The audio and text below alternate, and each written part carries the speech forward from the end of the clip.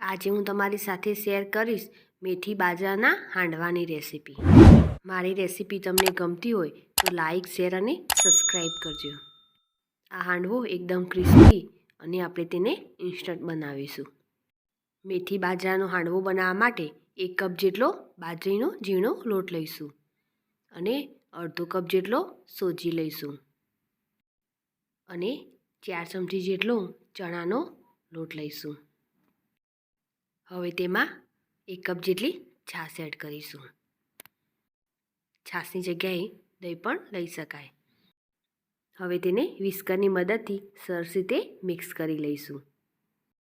જરૂર પડે તેમ થોડું થોડું પાણી એડ કરીશું અને બેટર બનાવી લઈશું.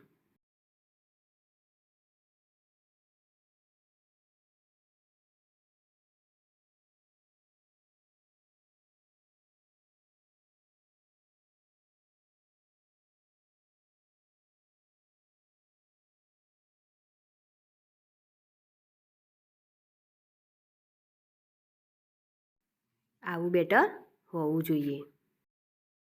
હવે તેને 10 મિનિટ માટે રેસ્ટ આપીશું. 10 મિનિટ પછી તેને આપણે ચેક કરી લઈશું. બેટર આપણું સરસ એવું રેડી થઈ ગયું છે. હવે તેમાં મસાલા એડ કરીશું. 1 કપ જેટલી ઝીણી સમારી કોબીજ લઈશું.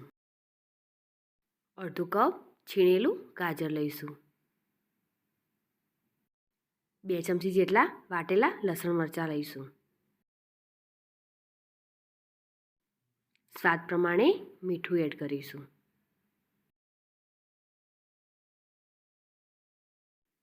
2 ચમચી જેટલું ધાણા જીરું પાવડર એડ કરીશું. 1 ચમચી જેટલું લાલ મરચું એડ કરીશું.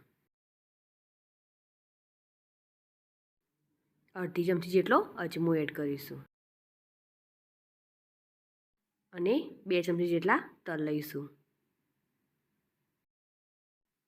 અડધી ચમચી જેટલો ચાટ મસાલો લઈશું અને 2 ચમચી જેટલી ખાંડ એડ કરીશું. હવે બધી જ વસ્તુને સરસ રીતે મિક્સ કરી લઈશું. હવે બધી જ વસ્તુ મિક્સ થઈ જાય પછી તેમાં 1 ચમચી જેટલી હળદર એડ કરીશું અને તેને મિક્સ કરી લઈશું. બધી જ વસ્તુ મિક્સ થઈ જાય પછી તેમાં મેઇન ઇન્ગ્રેડિયન્ટ મેથી એડ કરીશું. 2 કપ જેટલી અહીં મેથી લીધી છે. બાજરીના હાંડવામાં મેથીનો ટેસ્ટ એકદમ સરસ આવશે. હવે બધી જ વસ્તુને સરસ રીતે મિક્સ કરી લઈશું.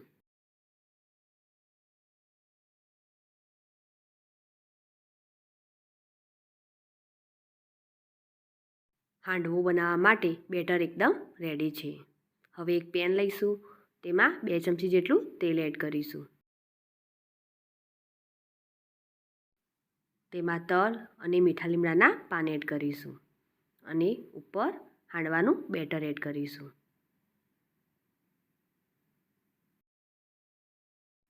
અને તેને ફેલાવી લઈશું અને ચમચીની મદદથી તેને શેપ આપી દઈશું. હવે તેના પર થોડા તલ એડ કરીશું અને તેને ઢાંકીને 4 થી 5 મિનિટ માટે ક્રિસ્પી થવા દઈશું. 5 મિનિટ બાદ તેને ચેક કરી લઈશું. નીચેથી સરસ એવો કલર પણ આવી ગયો છે. હવે તેને પલટાવી લઈશું અને બીજી બાજુ પણ તેને સરસ રીતે ક્રિસ્પી થવા દઈશું. હવે તેને ઢાંકી દઈશું. 4 મિનિટ પછી આપણે તેને ફરી ચેક કરી લઈશું. તો હાંડવો આપણો રેડી થઈ ગયો છે. તે જ રીતે આપણે બીજો હાંડવો પણ બનાવી લઈશું. તો 2 ચમચી જેટલું તેલ, તેમાં તલ, મીઠા લીમડાના પાન અને ઉપર આ રીતે બેટર એડ કરીશું અને બેટર ઉપર મીઠા લીમડાના પાન અને તલ એડ કરીશું.